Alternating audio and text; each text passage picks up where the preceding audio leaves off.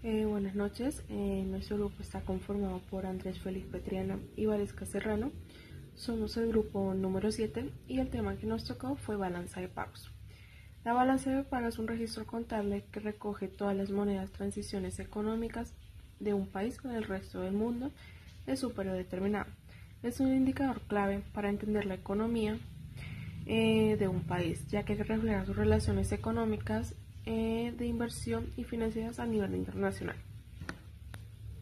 Bueno, como primer tema tenemos como estructura cuenta corriente, comercio, rentas, más cuenta financiera, que son las inversiones. Se compone principalmente de dos cuentas: cuenta corriente, que se registran las transiciones de unos bienes y servicios, como comercio exterior, e ingresos por inversiones y transferencias unitarias, que se divide en balanza comercial y renta de ingresos y pagos. Balanza comercial diferencia entre exportaciones y importaciones de bienes y servicios, y rentas, ingresos y pagos por inversiones en trabajo de extranjeros, y transferencias unitarias de remesas y donaciones por internacionales. Como cuenta financiera, registro de los flujos de capital entre un país y en el exterior, que incluye la inversión extranjera directa, inversión de cartera y préstamos a créditos internacionales.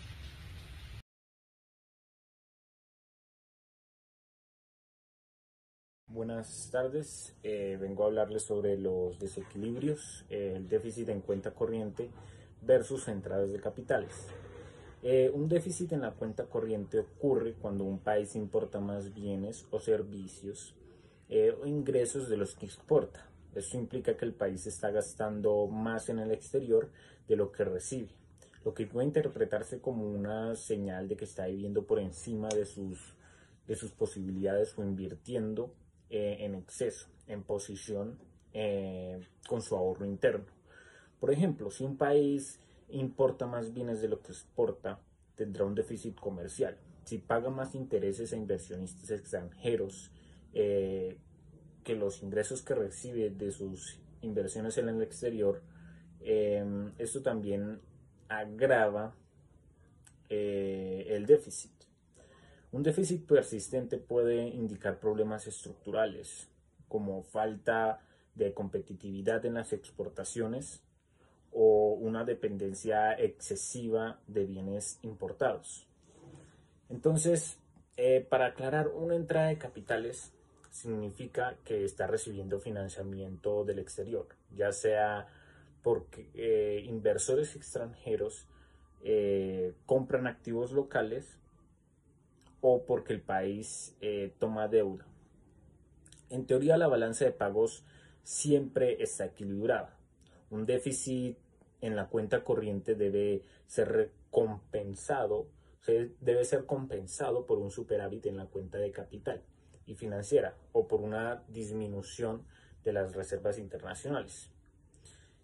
Un déficit en la cuenta corriente suele financiarse con entradas de capital, como las inversión extranjera directa, o sea, empresas que invierten en el país, la deuda externa, gobiernos que emiten bonos o que toman préstamos, y la inversión de cartera, o sea, son extranjeros que compran esos bonos o acciones de empresas que se emiten en el país.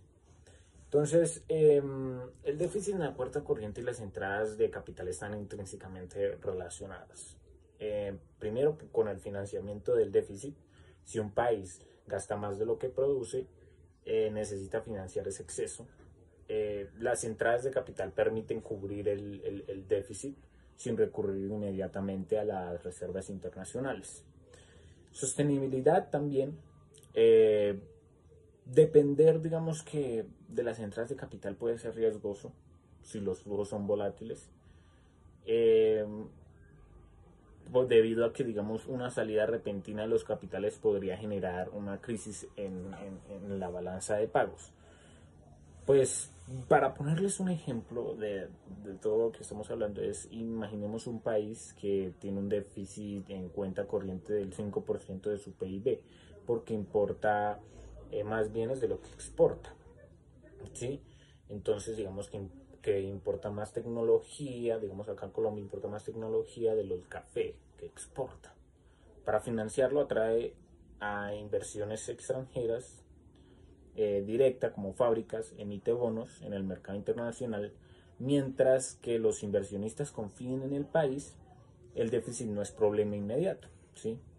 Porque bueno, si los inversionistas ponen el dinero y confían en el país, no es problema, pero si la confianza cae y por ejemplo se cae en una inestabilidad política, los capitales pueden salir rápidamente, forzando una devolución en el uso de las reservas. Para concluir, el déficit en cuenta corriente no es inherentemente malo. Siempre que las entradas de capital sean estables y se usen productivamente, eh, no habrá problema. Sin embargo, los desequilibrios prolongados o mal financiados pueden llevar a vulnerabilidades económicas, como crisis cambiarias o endeudamiento insostenible. Eso sería todo.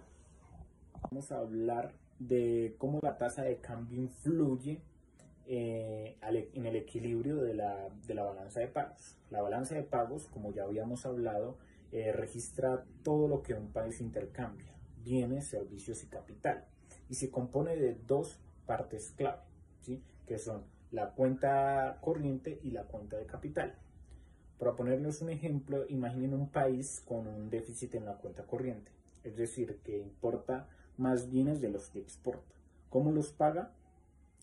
Puede primero mediante las entradas de capital, como la inversión extranjera, o hacer uso de sus reservas.